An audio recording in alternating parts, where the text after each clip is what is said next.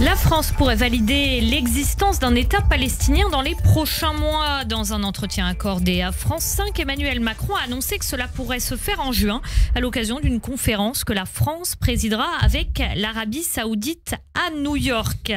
On est donc à nouveau face à face comme la semaine dernière. Sur le ring de Radio J, on a à ma gauche Simon Mauss. Bonjour Simon. Bonjour. Et Mathieu Slama. Bonjour Mathieu. Bonjour Eva. Alors, les droites sont pour vous, Simon, à la tête de Inmedia Plus. Vous vous êtes fait connaître sur les réseaux sociaux pour votre soutien à Israël. Vous avez de la chance. Aujourd'hui, c'est un peu votre sujet de prédilection. Quant au revers du gauche, c'est pour vous, Mathieu Slama, essayiste et enseignant au CELSA. Gauche et droite, donc ici, face à la reconnaissance d'un État palestinien. Les directs sont seulement rhétoriques, vu la fougue qui vous caractérise tous les deux. Merci de parler chacun votre tour pour que vos arguments restent intelligibles.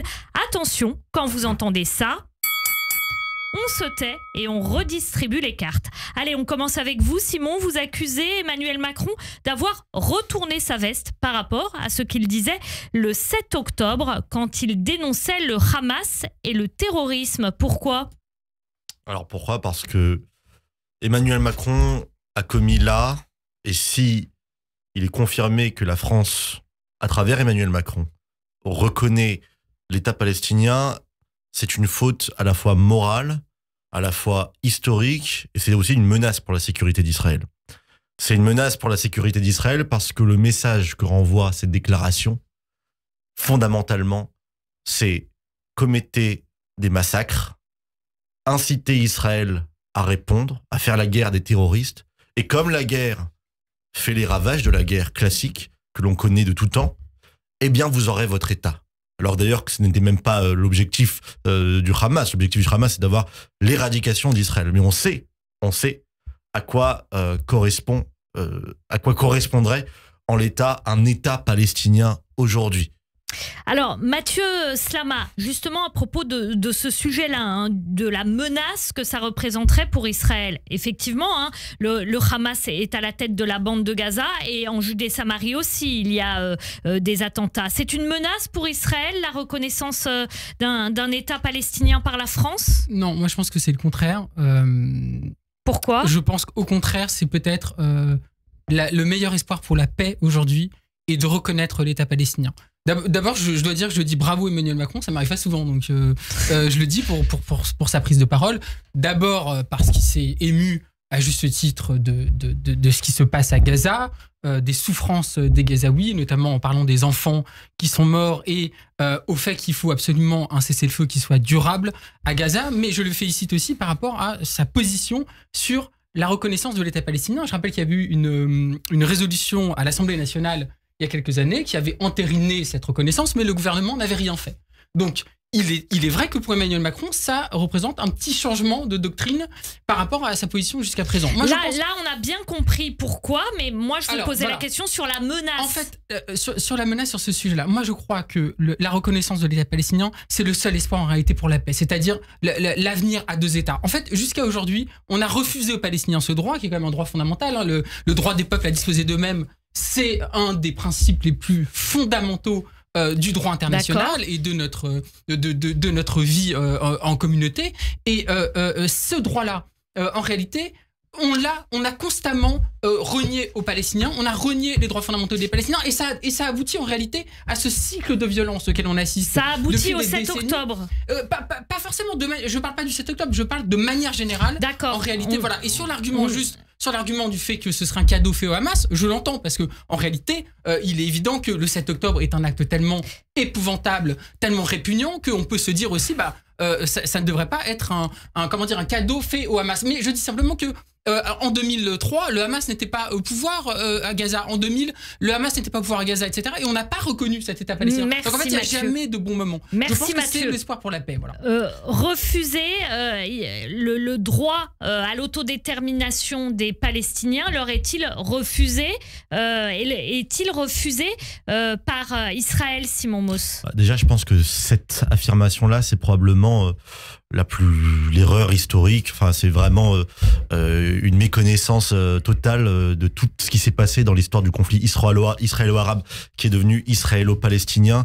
Je rappelle que les Arabes et plus tard les Palestiniens se sont toujours opposés à une solution à 2 États, que ce soit le plan Peel en 1936, que ce soit le plan 1947 proposé par l'ONU, que ce soit 1967 avec la déclaration de Khartoum, la triple non-reconnaissance d'Israël, que ce soit en 2005, quand on parle de solution à 2 États, ça a déjà été essayé.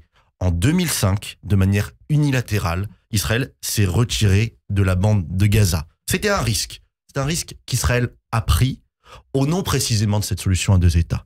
Israël s'est retiré unilatéralement. Des milliers de civils israéliens qui ont été retirés de force par l'armée israélienne de la bande de Gaza.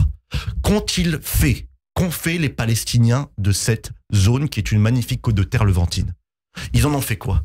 Ils ont fait un nouveau bastion djihadiste entièrement consacré à l'extermination des Juifs et à la destruction d'Israël.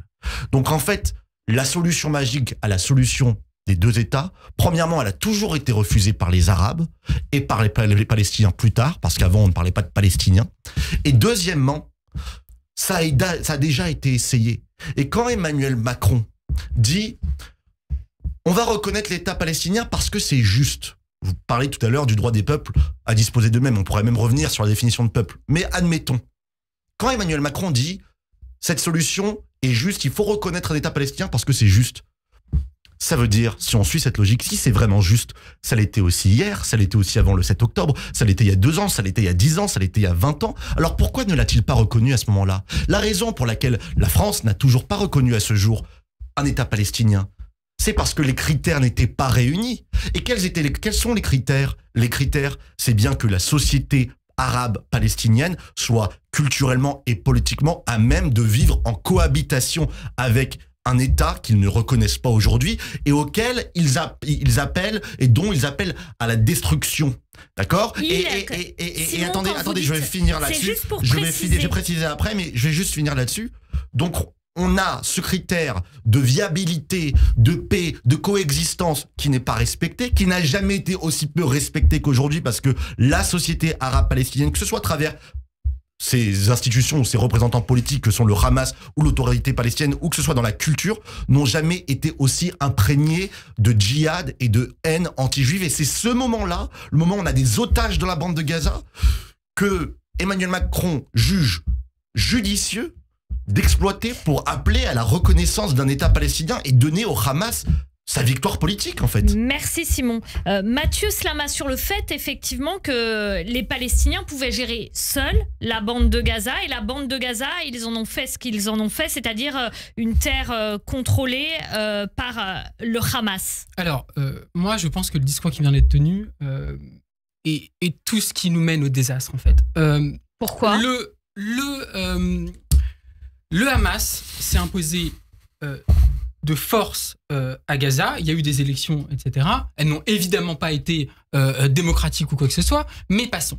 Aujourd'hui, il y a une étude qui est sortie, et c'est important, et vous allez voir pourquoi je le dis. Il y a une étude qui a été parue là, il y a quelques jours, ou la semaine dernière, qui a montré qu'à Gaza, le taux de popularité du Hamas était de 5,3%. 5,3%, et que 70% des Gazaouis voulaient se débarrasser du Hamas. Les Palestiniens ne sont pas le Hamas. Les Palestiniens sont des êtres humains. Ils ont des droits. Ils ont des droits fondamentaux, et c'est ces droits que la communauté internationale se refuse à leur reconnaître depuis des décennies. Se refuse. Il y a 123 États. 143 États aujourd'hui, et de plus en plus, qui reconnaissent l'État palestinien. Donc déjà, vis-à-vis de cela, pour la France, ça serait un symbole très fort. Mais je dis aussi autre chose. Regardons en face les conséquences de tout ça sur Gaza. Gaza aujourd'hui, depuis le 7 octobre, c'est 100% quasiment des Gazaouis qui vivent en dessous, qui vivent dans la pauvreté évidemment, 70% des Gazaouis qui vivent dans la faim, et c'est toutes les infrastructures, tous les services publics, etc. qui sont détruits. Avant le 7 octobre, Gaza, c'était 60 à 70% de taux de pauvreté. C'était c'est un endroit, un des endroits les plus pauvres, les plus malheureux sur Terre. Oui, et ce n'est comme pas, la Corée du Nord. Et ce n'est pas Comme la Corée du Nord, donc, qui souffre de leur régime totalitaire. Ce que je dis simplement, c'est que on a en fait depuis des décennies, et là je veux pas la polémique quoi que ce soit, surtout sur ce sujet-là. Mon point de vue, c'est de dire que depuis des décennies, on nie aux Palestiniens leurs droits, et ça nous mène tout droit à la catastrophe. Nous mène tout droit à la catastrophe. Je suis d'accord avec Mathieu. Essayons autre chose. Donnons aux Palestiniens leurs droits, leur dignité, et je vous assure que c'est la meilleure manière de lutter contre ces fascistes du Hamas, ces antisémites du Hamas, c'est en donnant aux Palestiniens des droits, et je suis convaincu que les Palestiniens se débarrasseront du Hamas par eux-mêmes. Alors, ça c'est très bien, mais je suis d'accord avec vous Mathieu quand vous dites que les Palestiniens sont des humains. Et c'est parce que je considère que les Palestiniens sont des humains que je ne les vois pas comme des hommes. On considère les Palestiniens comme des humains. C'est triste qu'on en vienne à devoir rappeler ce fait. Allez-y Simon, c'était juste... allez-y. D'accord, donc je vais reprendre ce que j'ai dit. Je crois comme vous que les Palestiniens sont des humains, et c'est parce que ce sont des humains que je n'accepte pas le discours un peu colonial qui vise à dire non mais en fait ils sont victimes de tout et responsables de rien.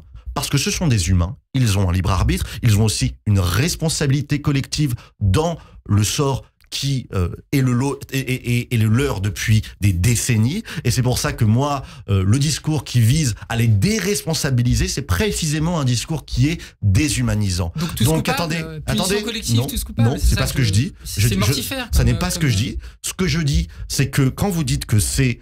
quand vous dites que en 2000, vous avez dit quoi par exemple? Vous avez dit qu'en 2005, ils avaient élu le Hamas dans des circonstances, comment dire, non démocratiques. Ce que je veux dire par là, c'est que entre 48 et 67, il n'y avait pas un juif à Gaza, il n'y avait pas un juif en Judée-Samarie. Il n'y avait pas d'État palestinien alors que ces deux zones étaient sous contrôle arabe. Pourquoi? Parce que l'objectif n'a jamais été la création d'un État, ça a toujours été la destruction d'un autre. Vous parlez tout à l'heure, vous parlez, non, ça s'était fait avec le concours des Arabes palestiniens. Ils ne sont pas exempts de toute responsabilité, ce sont des humains de même manière que d'autres sociétés sont responsables des régimes qui les gouvernent. Et je veux juste parler du sondage dont vous avez parlé. Vous parlez de sondage comme si... une minute. Oui, vous parlez de ce sondage comme si ça reflétait une sorte de volonté de coexistence avec les juifs, alors qu'en réalité, ce que vous avez oublié de préciser dans ce sondage, c'est que l'extrême majorité des Palestiniens qui vivent en Judée-Samarie, en Cisjordanie, soutiennent le Hamas. Pourquoi aujourd'hui, un an et demi après le 7 octobre, les Gazaouis que vous citez ne soutiennent moins le Hamas? Parce qu'ils vivent les conséquences de la guerre que le Hamas leur a si lâchement livrée. En Judée-Samarie, les Palestiniens qui vivent à Ramallah, à Jenin, à Toul-Karem, qui ne vivent pas les mêmes conséquences du Hamas, qui vivent sous l'autorité palestinienne, là où l'autorité palestinienne, qui est corrompue au demeurant, exerce encore un minimum de contrôle. Eh bien, eux, il est tout à fait facile pour eux de soutenir des organisations terroristes, djihadistes, et qui mènent évidemment au 7 octobre et à l'extermination des Juifs. Merci Simon Mauss, merci Mathieu Slama. C'est pas aujourd'hui qu'on tranchera la question entre vous deux, mais en tout cas, on a entendu vos deux points de vue. Merci messieurs, et puis on se retrouve la semaine prochaine. Merci beaucoup. Merci.